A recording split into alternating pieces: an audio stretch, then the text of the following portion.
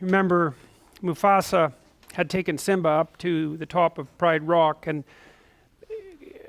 described to him the fact that his kingdom essentially constituted everything that the light touched. And you can think about that as the domain of the, roughly speaking, of the Great Father, with the domain of the Great Mother on the outside of that, that being symbolically equivalent to the underworld or to death or to nature. All of those things seem to be approximately equally true. And he forbade Simba from going to investigate what was beyond the confines of the light. And in some sense, that's exactly what a tradition does for you, because the tradition is precisely what defines the domain of the light. And to be moral from the perspective of the tradition, it's akin to playing a Piagetian game, but only adhering to the rules. You know how Piaget described the fact that when kids first master a game, they learn how to act it out, and then they learn what the rules are, and then they regard the rules in some sense as sacred. You can't go outside the rules. And then later in moral development, if they get to that stage, then they start to recognize themselves also as formulators of the rule or formulators of the game. And culture tells you don't go beyond the rules. That's the definition of morality within the box of culture, and you don't go outside of that. And so that's why Mufasa plays that particular role. And it's wise, because if you go outside the domain of what you already understand, then it's dangerous out there. Clearly, it's dangerous out there.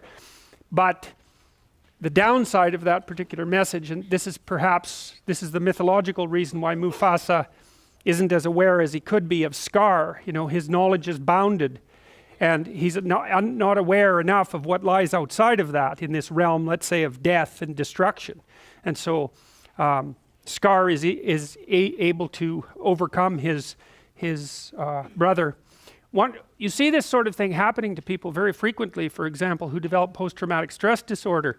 And one of the things that's not as well known about post-traumatic stress disorder as might be known is, A, it happens to you if you encounter an experience that sort of blows out the axioms of your knowledge system. That's one way of looking at it. It's so unexpected that you can't account for it within the confines of the system that you're using to interpret the world.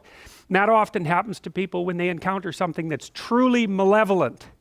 And that can be within them, or it can be in the form of someone else who is genuinely out to hurt them. They're often, people who develop PTSD are often, but not always, somewhat naive, and they're not aware of the full catastrophe of the world. That might be one way of looking at it. And then they encounter someone who's truly out to hurt them. And they can detect that even in the way the person's face looks, or they encounter a part of them that's much more malevolent than they had ever imagined it could possibly be, and then they do something terrible, and then they don't know what to do about it. So Dallaire, the Canadian general, wrote a book called Shake Hands with the Devil, and it was about what happened to him in Rwanda when he was stationed there as a UN warrior, or a UN soldier. And I mean, Dallaire was not naive, but what he encountered was truly malevolent, and it just blew him into pieces, and that's what happens. And so there's real utility in staying within the bounded domain, but the problem is that there may be information that's outside of that domain that you absolutely need to know. And so part of the problem with being alive is that you have to continually determine how much you're going to maintain your stability and how much you're going to explore. And you have to explore because the stable part of you gets outdated. But if you explore too much or too unwisely, then you can encounter things that flip you upside down. It's actually one of the problems with being high in trait openness, especially if you're also high in neuroticism. Because if you're open, you're creative, you're always looking for ideas that are outside of your current systematic way of thinking. But if you're high in neuroticism, so you experience a lot of anxiety and emotional pain and that sort of thing, you can continually upset your own apple cart. Now, the other thing that you might want to think about, this is really useful as far as I'm concerned, is you might want to think about this politically. And we've been doing a lot of work. I'm going to have one of my graduate students actually come and talk to you about the work we've been doing on personality and political belief. So what happens with political belief is that if you're high in openness and low in conscientiousness, you tend to be a liberal. The openness being the particularly important part of that. And if you're low in openness and high in conscientiousness, especially orderliness, you tend to be a conservative. Now it's kind of strange because openness and conscientiousness aren't very highly correlated. So it's not obvious why those two traits would combine to determine political belief. And the relationship is actually quite strong between temperament and political belief if you measure political belief comprehensively. But it seems to me that the fundamental distinction, and this is the political game, at least along the liberal conservative axis, boils down to one thing. It boils down to how open borders should be compared to how closed they should be. And you can see that reflected, for example, in the attractiveness of Trump to a large part of the general population, because he's going to close the borders, build a wall, and fortify the borders. And conservatives like that. They like to have borders between things stay tight. And they don't even care if it's state borders, or political borders, or town borders, or ethnic borders, or borders between ideas, or borders between sexual identities. Conservatives like to have things stay in the damn box where they belong. Partly because they're orderly, and partly because they're low in openness. They don't get any they're not interested in what happens if you free up your conceptions. All they see in that is the probability of disorder. Whereas liberals, who are high in openness and low in conscientiousness / orderliness, they get a real charge out of letting things out of the box so that they can creatively interplay. Now the issue is, who's correct? And the answer is, you don't know. Because the environment underneath the political landscape moves. And so sometimes the right answer is tighten up the borders and fortify.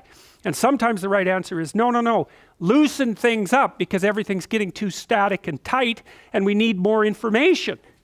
And the dialogue that occurs in the political landscape, this is why dialogue is so important, is fundamentally between these two opposing views of borders. And because you can't say with certainty which one is right at any given time, an open dialogue has to maintain itself so that the entire political state can maneuver properly along that moving line. It's absolutely crucial. It's really, really, really useful to know that people vote their damn temperament. It gives you more of an understanding, at least in principle, of those who sit on the other side of you on the political fence. And there's been recent newspaper articles, quite interesting. I tweeted a couple of them about this company in UK called Cambridge Analytics, and they're using the damn Big Five. They can extract out Big Five information from your Facebook likes. They've got a model of every single person in the United States Big Five personality, and they help Trump craft political messages right down to the level of apartment buildings to appeal to people based on their Big Five temperament. And that's all recent work. And so one of the things that's very interesting is we are teaching computers to understand us so fast you can't believe it. And we really do risk walking into an electronic world where you will only see what you want to see. I mean, obviously the marketers are trying to do that as fast as possible, right? They only want to send you ads that you're going to be interested in because it's expensive and foolish to send you anything that will annoy you or that you'll ignore. And so the marketers are trying like mad to map who you are, even by watching your eyes. They're trying to figure out who you are so they can send you the right information, but the danger is that that'll happen, say, in the domain of news and broader information, increasing this tendency for people to be siloed in their exposure to the external world. It's sort of like each of us is becoming a micro-celebrity surrounded by electronic sycophants who do nothing but tell us exactly what we want to hear. It's a real problem. Karl Popper, a famous philosopher of science, said that one of the things that you should do, and this is akin to the Piagetian view, is you should always look for information that contradicts your current viewpoint. Now that's painful, right? Because who wants their axioms contradicted? It can take you apart. But it's the only way that you can ensure that you're learning at the same time that you're maintaining your stability. And that's another reason why it's really necessary to engage in dialogue with people that you do not agree with, because they're the ones who will tell you things that you don't know.